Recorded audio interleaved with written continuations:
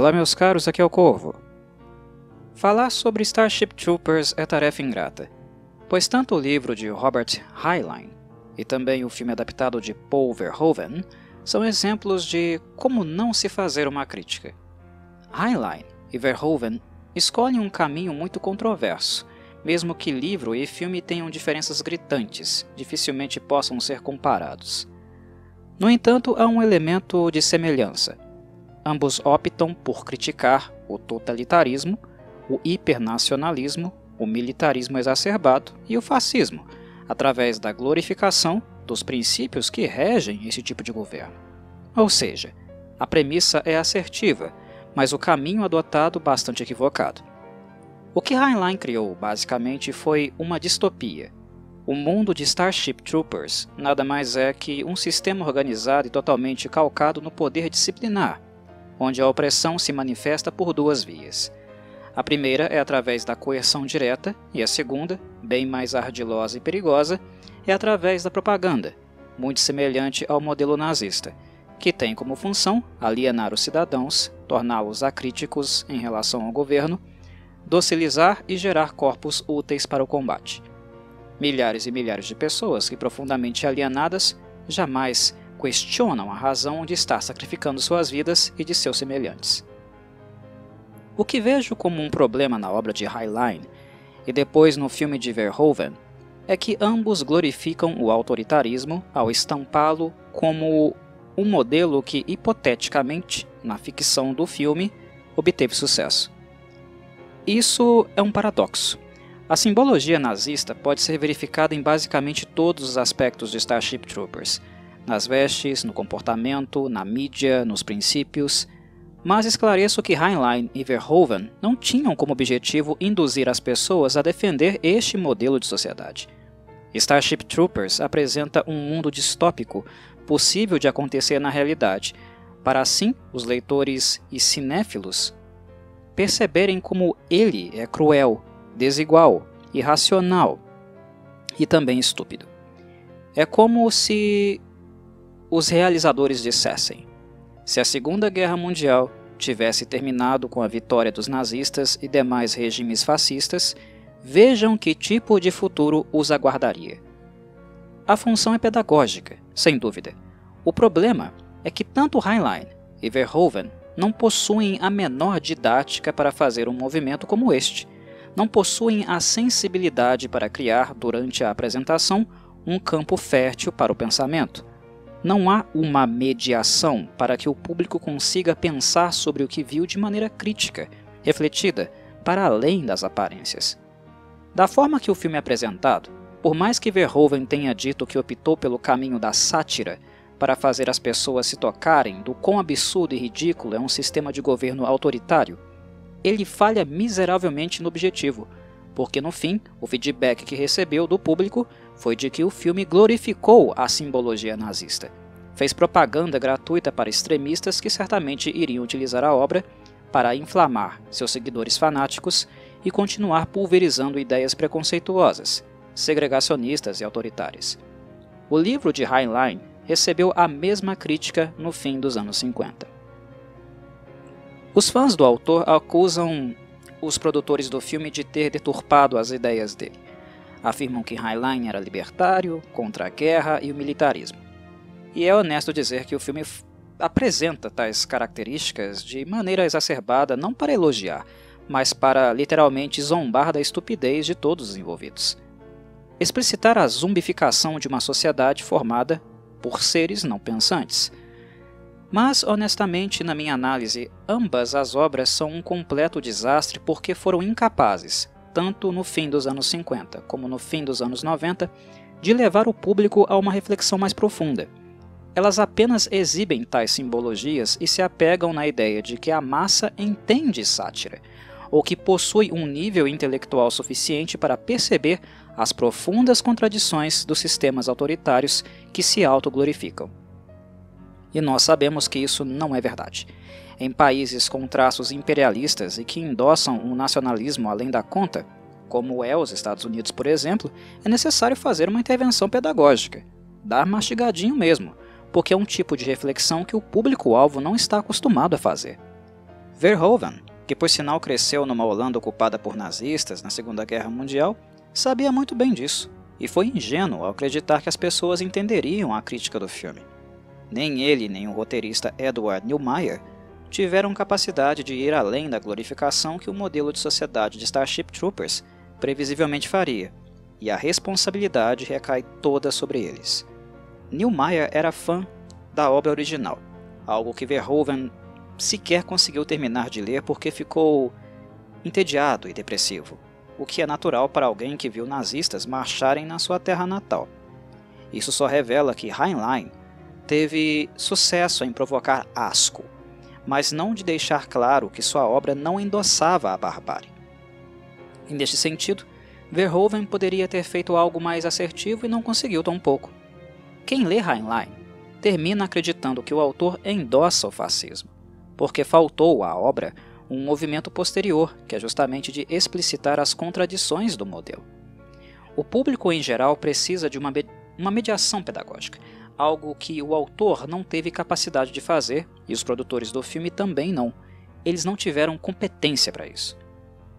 O que Heinlein desejava, e também Neumeier e Verhoeven, era que, ao término do livro ou filme, as pessoas esclarecidamente entendessem que os humanos não são os heróis. Na realidade, o filme serve para mostrar como eles são os tiranos, aqueles que ocupam, destroem e sacrificam barbaramente a sua própria espécie para atingir interesses individuais, vis e completamente mesquinhos.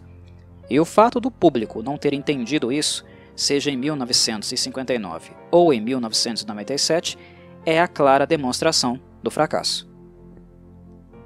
Quem nós vamos culpabilizar? Colocaríamos a culpa no público, considerando-o inepto para compreender uma crítica tão simples? Ou no autor e no diretor, que não conseguiram transmitir a mensagem que planejaram? Ora, todos sabiam sobre o tipo de tradição que os Estados Unidos principalmente possuem. Quando Starship Troopers utiliza os mesmos mecanismos hollywoodianos de sempre, que colocam o povo americano como melhor e mais desenvolvido, que tipo de sentimento vocês acham que vai aparecer? Verhoeven, como holandês, é claro que está puxando a orelha dos americanos. É como se ele dissesse: "Ei, americanos, sabe este sentimento exagerado que vocês têm sobre si mesmos? Este nacionalismo perigoso que faz muitos de vocês acharem que são seres humanos melhores do que várias outras nações do mundo? Então, cuidado com isso, porque o exagero dessa postura deixa vocês muito parecidos, sabe com quem? Isso mesmo, com os nazistas, seus antigos inimigos na Segunda Guerra Mundial. Não sejam contraditórios." Mas o problema reside na tradição, no background, no preparo para ouvir e receber crítica, o que Verhoeven subestimou. O público americano é formado desde criancinha para ter este tipo de postura, para sempre endossarem superioridade, mesmo que a realidade esfregue na cara dos mesmos o contraditório. Mesmo quando eles não são os melhores, eles defendem arduamente que são, em virtude de um discurso, de uma postura nacionalista que eles são educados desde criança para ter. É algo enraizado na cultura deles, assim como continua sendo no Japão, por exemplo, e que a Alemanha levou décadas para reeducar seu povo, retirar esse sentimento de supremacia. Não é uma tarefa simples, principalmente quando você cresce sendo pulverizado pela propaganda, pelas mídias e pelo cinema americano que repete a todo momento como o americano é melhor que todos os outros povos do mundo. Há movimentos de resistência lá, é claro que tem, mas bater de frente com tradições seculares é algo difícil e transformações psicossociais são lentas, levam muito tempo. Sendo assim, quando Verhoeven apenas glorificou este espírito no filme e não se preocupou em ensinar, em desenhar bonitinho para o público que o filme é uma crítica, ele apenas reforçou o problema e ainda deu munição para quem advoga a favor do ódio, da intolerância e da segregação. Enquanto obra crítica, Starship Troopers é um verdadeiro fiasco. Há poucos anos atrás, o The Guardian chegou a escrever que o filme é visionário, porque muitas vezes ele aborda questões representativas do passado, mas que estão acontecendo agora, infelizmente. Mas tal apontamento também é equivocado. O filósofo Hegel já havia demonstrado isso há séculos atrás em seu trabalho. explicitando como funciona a dialética histórica, o movimento de retorno ao passado, como a história da humanidade se movimenta em espiral. Starship Troopers não tem nada de visionário. Na verdade, ele só explicita a realidade como ela é, mas sem conseguir elaborar um ensaio crítico sobre a mesma. Sabe quem conseguiu fazer isso de maneira extremamente competente na literatura? Este alguém foi o escritor inglês George Orwell, com uma obra chamada 1984. Neste livro, Orwell faz tudo o que Starship Troopers precisava fazer, desejava fazer e não teve competência para tal. Portanto, se queremos uma obra qualificada, capaz de não apenas exibir a barbárie, mas também despertar o espírito crítico no público para que ele pense sobre as contradições dos regimes totalitários, continua sendo 1984 o livro mais indicado para tal. Perto dele, Starship Troopers parece obra de jardim de infância. Arrebentei com o filme, né? Mas vamos lá, tem coisas legais nele também. E do ponto de vista do entretenimento, ele não deixa de ser uma boa pedida. Ele só é um fracasso completo enquanto crítica da estrutura e modelo de governo. Verhoeven, quando perguntado sobre a razão de filmar uma obra com contornos fascistas, ele disse o seguinte: "Se eu disser ao mundo que o modo fascista de fazer as coisas não funciona, ninguém vai me ouvir." Estamos vendo isso aí na realidade, né? Pois bem, ele continua: "Então, eu farei um mundo fascista perfeito. Todo mundo é lindo, todo mundo é brilhante, tudo tem armas grandes e sofisticadas, mas que só servem para matar insetos." Em outro momento, ele chegou a afirmar que a mensagem do filme é de que a guerra nos torna todos fascistas. Tudo isso é realmente óbvio, mas ele superestimou demais o público, majoritariamente formado por intolerantes. Daí veio o seu fracasso, porque ao contrário do que ele esperava, a maioria bateu palmas para o filme, mas pelos motivos errados. Dito isso, no campo bélico, que é alvo da crítica do filme, Starship Troopers se sobressai, é onde ele é bom, o que é até previsível de constatar, certo? Ele é extremamente competente em destruir, provocar caos, genocídio. Para um filme de 1997 e que usou muito CGI, Starship Troopers é bem interessante. Se você conseguir suportar a primeira meia hora do filme, provavelmente você conseguirá chegar até o fim dele. No início, a obra está apenas preocupada em introduzir os dois personagens centrais, o par romântico John Rico e Carmen Ibáñez, interpretados por Casper Van Dien e Denise Richards. E falo com todas as letras.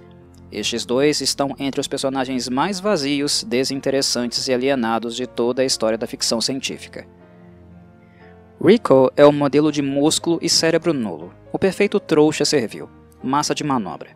E Ibáñez é uma das personagens mais insensíveis, narcisistas, superficiais e frias do próprio filme, o que por si só é assustador, pois o mundo de Starship Troopers produz muitas pessoas assim.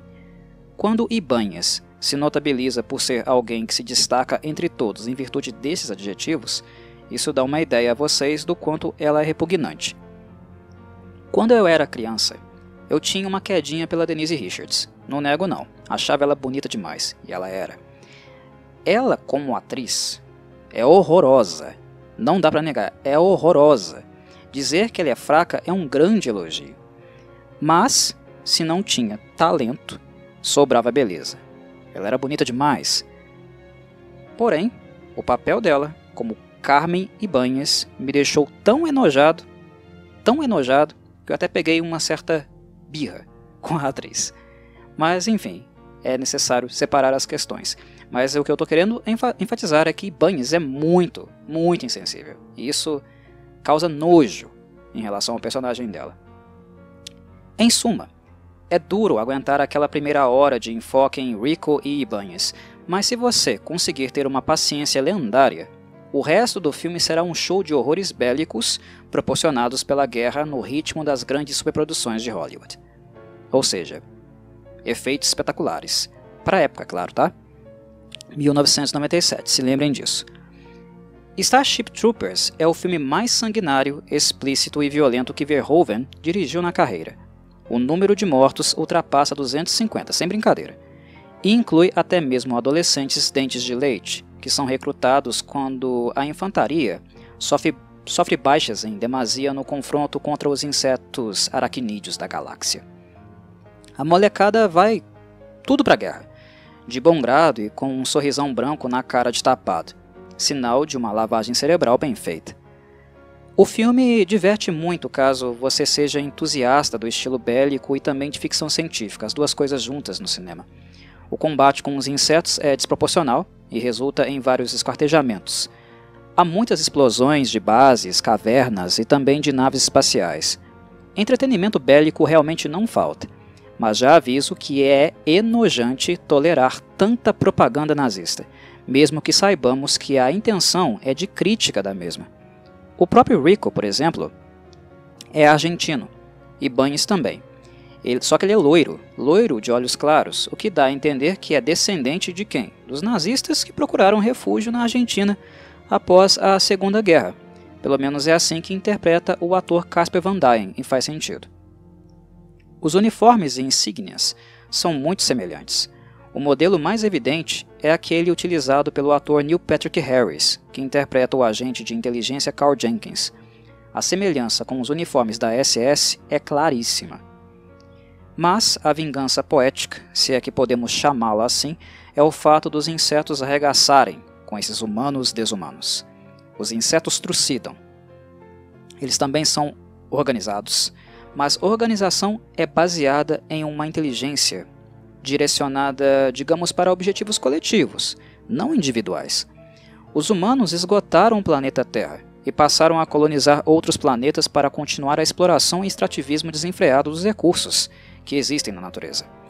Porém, os insetos têm uma cultura de colmeia, que é muito forte, onde todos trabalham para a construção de um bem comum e sua manutenção. Eles trabalham para a manutenção da espécie e não para a dominação, expansão e ampliação de um império. Por incrível que pareça, os insetos deste filme não são pragas. A guerra não foi causada por causa deles. A guerra é aquilo que coloca suas espécies em risco, e isso é invenção dos humanos. Os insetos se organizam somente porque não há outra opção, mas a priori, suas espécies têm um forte senso de proteção de todos que dela fazem parte. Eles não são como os humanos, que procriam e treinam seres vivos simplesmente para transformá-los em ferramentas, em carne para jogar no moedor. Eles não lidam com uma vida como se ela fosse apenas um número.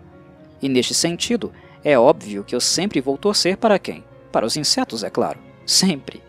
Cada ataque dos enxames é uma vingança poética, uma resposta àquilo que eu mais desprezo em nós, Homo sapiens, seres pouco dignos dessa nomeação. Os efeitos especiais para um filme de 97 atingem as expectativas. E nada melhor do que bons efeitos em alienígenas destroçando nazistas. É um deleite. O filme concorreu ao Oscar nesta categoria com Jurassic Park e Titanic no mesmo ano, mas perdeu para o filme lá do barco, grande barco que naufraga. Rose, Jack, toda aquela coisa lá. Minha última crítica a Verhoeven, agora na parte bélica, é sobre o estilo hollywoodiano adotado, com muita emoção, orgulho e glorificação deste genocídio. É claro que é exatamente isso que o filme quer mostrar, que no caso, como tudo o que a guerra produz é irracional, não faz sentido, é estúpido. Mas se o objetivo de Verhoeven era sensibilizar o público com os horrores da guerra, ele acabou fazendo o serviço apenas pela metade. O tom do filme acabou criando a imagem de heróis que sacrificam vidas e não de vítimas de um sistema completamente desumano, um sistema que ceifa vidas humanas. Para atingir o objetivo inicial, Verhoeven deveria ter investido mais no luto, na dor, na depressão, nos traumas, nas síndromes pós-traumáticas dos soldados. Enfim, naquilo que humaniza os soldados, que permite que enxerguemos neles seres humanos e não apenas armas que podem ser substituídas. Mas eu já bati excessivamente nessa tecla e já deixei claro que naquilo que é mais importante, Starship Troopers foi um verdadeiro fiasco. Mas, como filme de guerra e ficção científica, ele vai agradar. Depois da primeira hora, o filme torna-se frenético e desgracento, totalmente desgracento. A obra deu origem a várias sequências, animações, séries de TV e tudo mais. mas não vou gastar tempo nem saliva falando delas, pois penso que não valem muito o esforço. Há obras melhores de ficção científica, para investir em seu precioso tempo. No mais, deixo aquele abraço e minhas saudações corvides. Até o próximo vídeo.